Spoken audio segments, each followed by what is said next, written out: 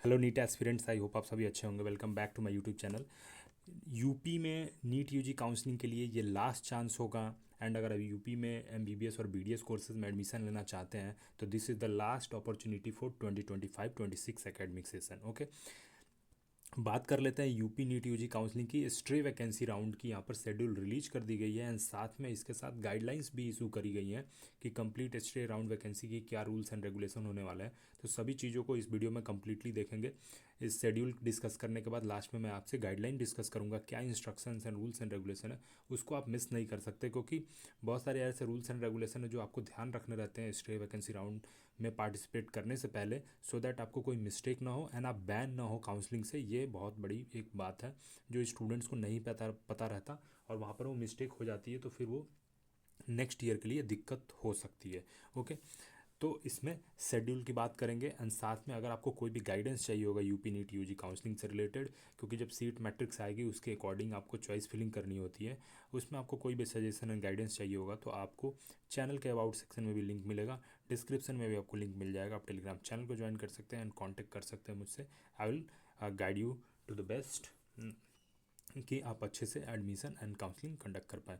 Okay, यहाँ पर बात कर लेते हैं कि यूपी नीट यूजी काउंसलिंग 2025 के लिए एमबीबीएस एंड बीडीएस कोर्सेज के लिए स्ट्रे वैकेंसी राउंड की ऑनलाइन काउंसलिंग की शेड्यूल है।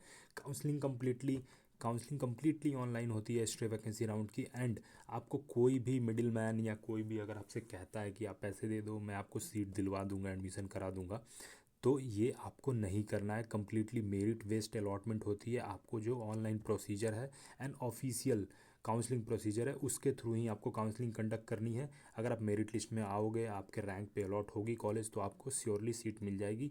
अगर नहीं अलॉट हो पाएगी, कट ऑफ हायर रहेगी, तो आपको नहीं अलॉट हो पाएगी।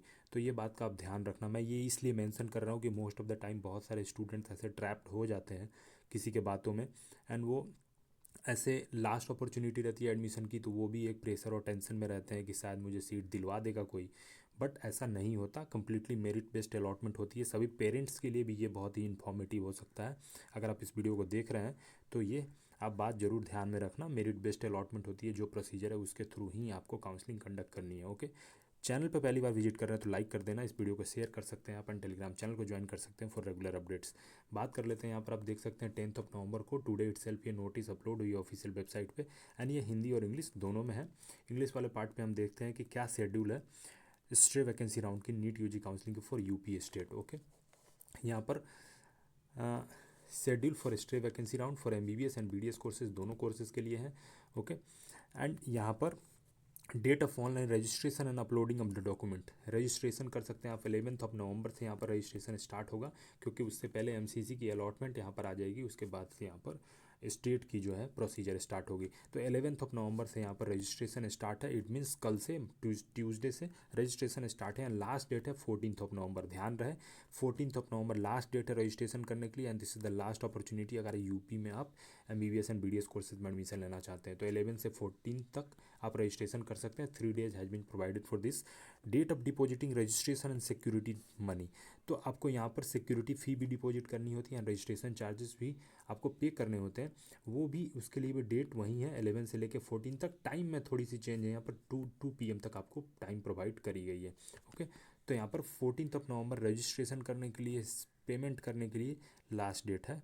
Okay, date of merit list declaration, merit list published होगी यहाँ पर 14 नवंबर को ही इवनिंग तक मेरिट लिस्ट आ जाएगी, क्योंकि 2 PM तक फ़ी पे करने की टाइम है। तो 4 to 5 PM तक आपको in the evening you can expect कि मेरिट लिस्ट वहाँ पर डिक्लेयर हो जाएगी। ऑफिशियल वेबसाइट पे भी मिलेगी, मैं भी आपको अपडेट प्रोवाइड करूँगा। ओके, उसके बाद आप ऑनलाइन चॉइस फिलिंग कर सकते हैं। ऑनलाइन चॉइस फिलिंग करने से पहले सीट मैट्रिक्स जरूर वेबसाइट पे अपलोड होगी।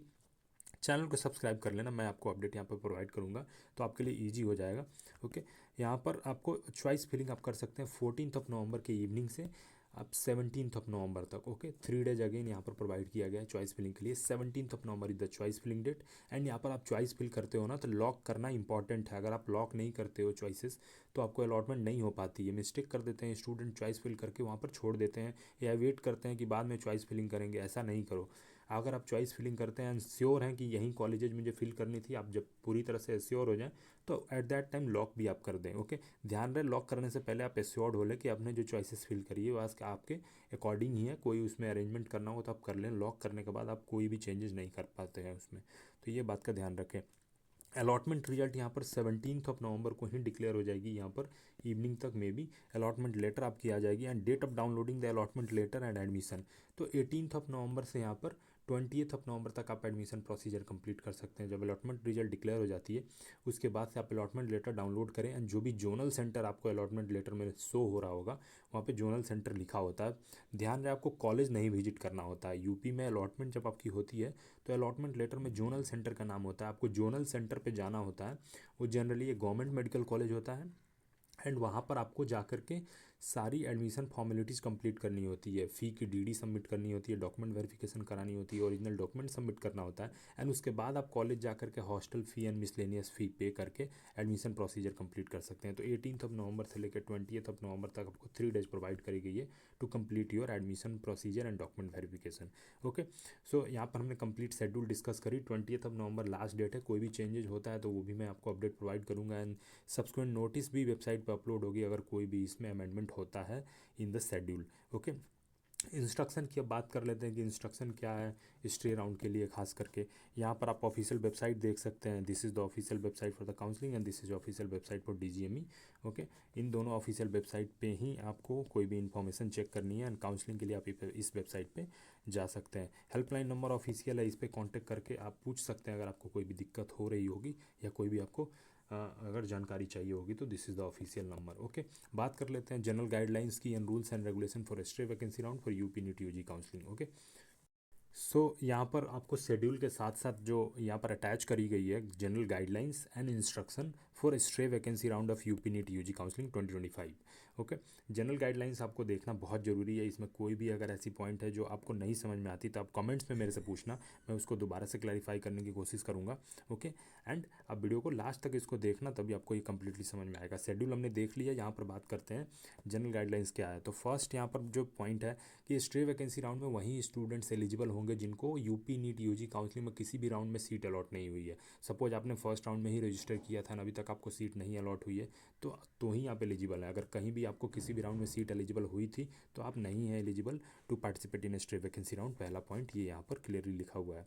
अगर आपको ऑल इंडिया काउंसलिंग के थ्रू भी कहीं पे भी या किसी दूसरे स्टेट में भी आपको सीट अलॉट हुई है तो आप नहीं एलिजिबल हैं यहाँ पर यूपी में पार्टिसिपेट करने के लिए। ओके, तो यहाँ पर क्लियरली एक बात निकल के आता है कि आपने अगर रजिस्ट्रेशन किया था अभी तक सीट अलॉट नहीं हुई है, या कहीं एमसीसी या किसी और स्टेट में भी आपने सीट नहीं लिया है एंड आपने एडमिशन नहीं लिया है, तभी आप यहाँ पर पार्टिसिपेट कर सकते हैं। ये यहाँ पर फर्स्ट एंड सेकंड पॉइंट हो गया। यूपी नीट यूजी के फर्स्ट सेकंड एंड थर्ड में एडमिटेड या not reported after allotment resigned student stray vacancy round के लिए हेतु अर्ह नहीं होंगे। ओके, तो एलिजिबल नहीं होंगे। अगर आपने किसी भी राउंड में फर्स्ट सेकंड थर्ड में एडमिट हुए थे या आपको कॉलेज अलॉट या आपने रिपोर्ट नहीं किया था या रिजाइन कर दिया था सीट से, आप एलिजिबल नहीं होंगे स्टे वैकेंसी राउंड के लिए। ओके, तो this is the very important point. ऐसा नहीं कि आप दोबारा रजिस्टर कर लें तो आपको यहाँ पर डिवार कर दिया जाएगा। ओके, फोर्थ पॉइंट यहाँ पर देख लेते हैं। स्टे वैकेंसी राउंड में प्रतिभागी करने हेतु समस्त एलिजिबल अभ्यर्थियों को पृथक रूप से, यहाँ पर आपको ये पता होना चाहिए कि स्ट्रे वैकेंसी राउंड में आपको फ्रेश रजिस्ट्रेशन करना होता है, तो यहाँ पर रजिस्ट्रेशन चार्जेज आपको देने पड़ते हैं। वेदर आपने पहले रजिस्टर किया था नहीं किया था, आपको यहाँ पर दोबारा से रजिस्ट्रेशन करना होता है स्ट्रे वैकेंसी राउंड में। 2000 रुपीज़ आपको पे करना होगा, that is non refundable. Okay, यहाँ पर बात किया जा रहा है कि first second round third round में काउंसलिंग में आपने अगर रजिस्ट्रेशन किया था एंड आपको सीट अलॉट नहीं हुई है एंड आपने यहाँ पर सिक्योरिटी डिपॉजिट जमा की थी, तो उनको स्टे वैकेंसी राउंड में अगर पार्टिसिपेट करना है तो यहाँ पर दोबारा से आपको सिक्योरिटी डिपॉजिट नहीं पे करनी होगी। This is very important point. Students बहुत बार पूछते हैं एंड यहाँ पर कन्फ्यूजन होती है। मैं इसको ब्रेक डाउन कर दे रहा हूँ आपको, क्योंकि आपने अगर रजिस्ट्रेशन किया था, फर्स्ट में रजिस्ट्रेशन किया होगा या सेकंड में रजिस्ट्रेशन किया होगा या थर्ड राउंड में रजिस्ट्रेशन किया होगा। ओके, किसी भी एक राउंड में आपने रजिस्टर किया होगा या फर्स्ट राउंड से ही आपने रजिस्ट्रेशन किया है, अभी तक सीट अलॉट नहीं हुई, आप कंटिन्यू पार्टिसिपेट कर रहे हैं काउंसलिंग में, वो भी एक हो सकता है कंडीशन। तो अगर पहले आपने रजिस्ट्रेशन किया है एंड साथ में सिक्योरिटी डिपॉजिट भी पे किया है एंड अभी तक कॉलेज नहीं अलॉट हुई है, तो स्ट्रे वैकेंसी राउंड में आपको दोबारा से सिक्योरिटी डिपॉजिट पे करने की ज़रूरत नहीं है। आपको पहले जो सिक्योरिटी फ़ी डिपॉजिट आपने किया है उससे ही आप पार्टिसिपेट कर सकते हैं काउंसलिंग में, दोबारा नहीं पे करने की ज़रूरत है। ओके,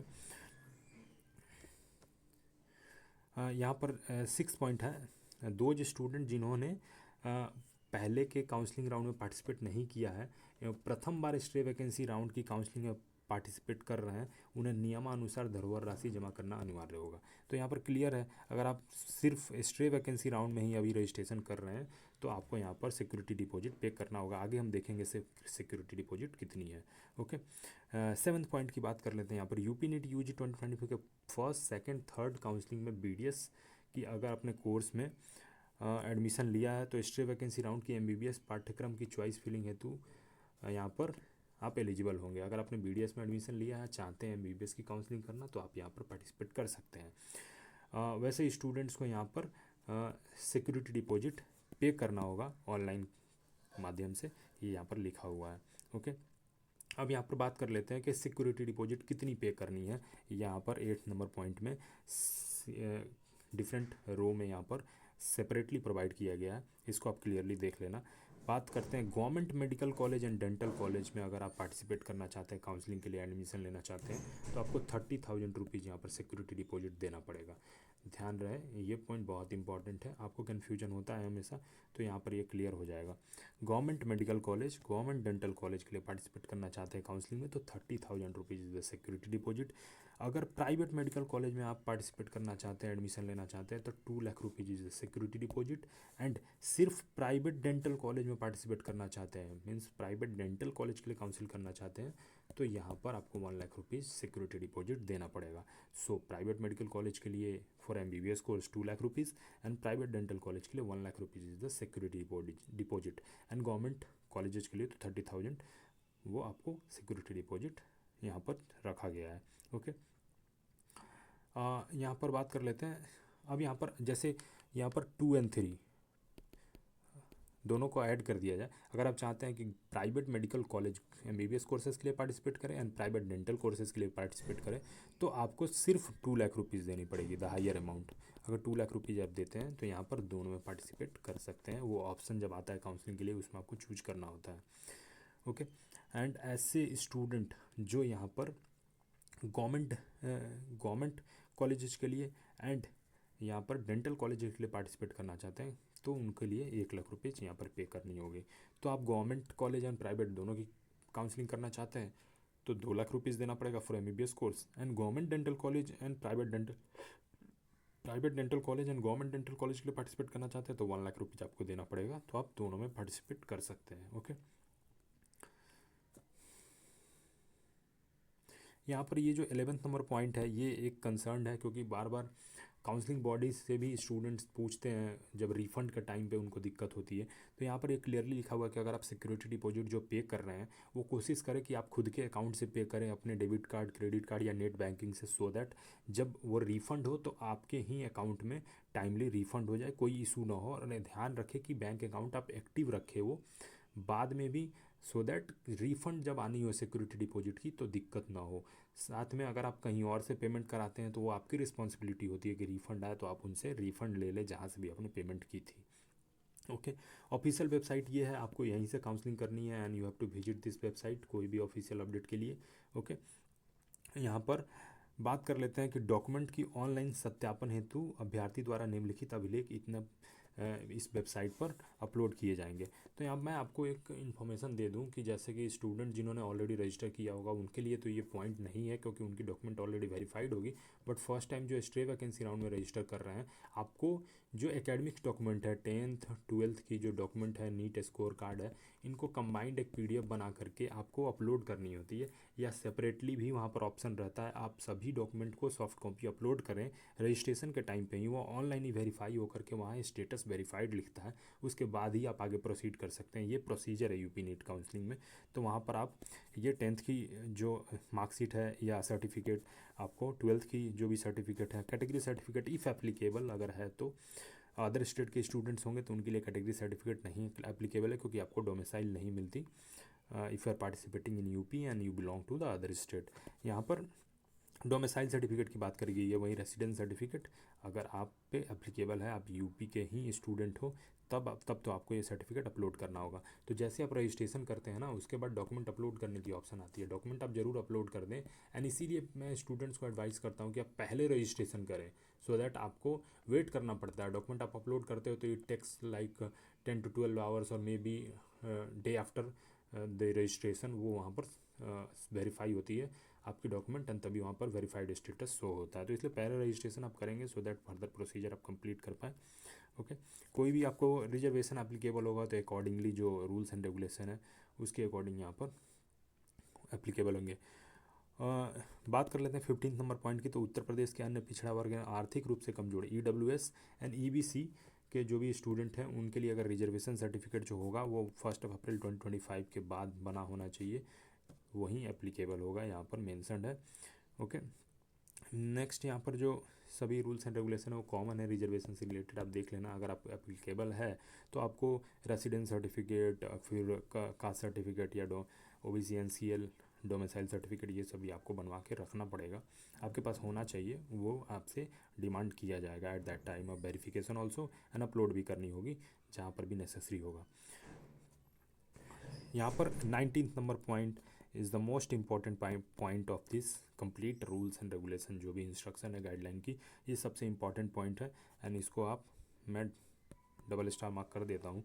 यहाँ पर देखना आप ध्यान से, यदि कोई भी स्टूडेंट स्ट्रे वैकेंसी राउंड में अलॉटमेंट के बाद एडमिशन नहीं लेता है तो ऐसे अभ्यर्थी की जमा धरोहर राशि, it means your security deposit will be forfeited, okay, जब्त कर ली जाएगी। And UP NEET UG counselling के 2026-27 के लिए प्रतिबंधित डिबार कर दिया जाएगा। ओके, अगर आपको ये पॉइंट पहले से पता है तो अच्छी बात है, नहीं तो मैं यहाँ पर क्लियरली समझा देता हूँ कि अगर आप स्ट्रे वैकेंसी राउंड में पार्टिसिपेट कर रहे हैं एंड आपको कॉलेज अलॉट हो गया, ओके, एंड कॉलेज अलॉट होने के बाद आप एडमिशन नहीं लेते हैं, अब एडमिशन नहीं लेने के डिफरेंट कंडीशन हो सकते हैं। आप अगर रिपोर्ट ही नहीं करते हो, एडमिशन नहीं लेते हैं, तो उस केस में आपने जो 2 लाख रुपीज़, अगर आप MBBS कोर्स के लिए पार्टिसिपेट कर रहे हैं तो 2 लाख रुपीज़ आपने सिक्योरिटी डिपॉजिट जो पे की होगी वो आपको फोरफिट कर ली जाएगी, जब्त कर ली जाएगी, वो रिफ़ंड नहीं होगा। ये आपको ध्यान रहना चाहिए। बाद में आप ये नहीं कहना कि मुझे नहीं पता था। ये सिक्योरिटी डिपॉजिट रिफ़ंड नहीं होगी, जब्त कर ली जाएगी अगर आप एडमिशन नहीं लेते हैं और सीट अलॉट हुई थी आपको। सेकेंडली, आपको नेक्स्ट ईयर के काउंसलिंग से 26-27 की जब नीट यूजी की काउंसलिंग होगी, यूपी की नीट यूजी काउंसलिंग जब 26-27 की होगी तो आपको वहाँ से डिबार कर दिया जाएगा। आप पार्टिसिपेट नहीं कर सकते 26-27 में यूपी के नीट यूजी काउंसलिंग में, अगर आपने ये रूल्स नहीं फॉलो किए तो। अगर आपको नहीं सीट अलॉट होती है तब तो कोई बात नहीं है, आपकी सिक्योरिटी डिपॉजिट यहाँ पर रिफंड हो जाएगी। But only in the case आपने स्ट्रे वैकेंसी राउंड में पार्टिसिपेट किया, चॉइस फिलिंग करी, कॉलेज अलॉट हुआ बट आपने एडमिशन नहीं लिया, तो आपकी सिक्योरिटी डिपॉजिट भी जाएगी, फर्स्ट पॉइंट। सेकंड, आप यूपी नीट यूजी काउंसलिंग 26-27 में नहीं पार्टिसिपेट कर सकते, आपको डिबार कर दिया जाएगा। This is a very important point, यहाँ पर सभी स्टूडेंट्स को पता होना चाहिए।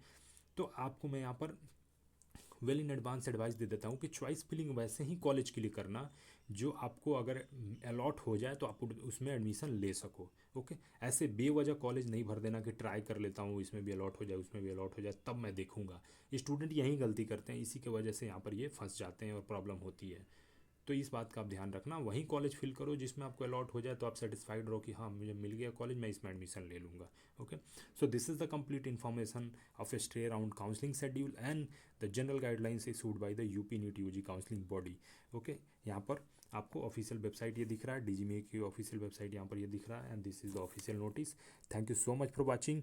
अगर आप यहाँ तक वीडियो देख रहे हैं तो चैनल को सपोर्ट करना, आप लोग लाइक नहीं करते हैं एंड सब्सक्राइब भी नहीं करते, आपके लिए इतना एफर्ट्स करते हैं हम, बट फिर भी मेरा बोलना यहाँ पर काम है, आप सपोर्ट करना, चैनल को सब्सक्राइब कर लेना, ग्रो करने में हेल्प करना चैनल को। एंड कोई भी दिक्कत होगा तो आप कमेंट्स में पूछना, टेलीग्राम पे भी कांटेक्ट करके पूछ सकते हो। I will not charge fee. Okay, अगर आप नहीं पे करना चाहते फ़ी तब भी मैं आपकी हेल्प कर दूंगा, वहाँ पर मैं आपको गाइडेंस प्रोवाइड कर दूंगा। Thank you so much, subscribe कर लेना एंड लाइक कर देना वीडियो को।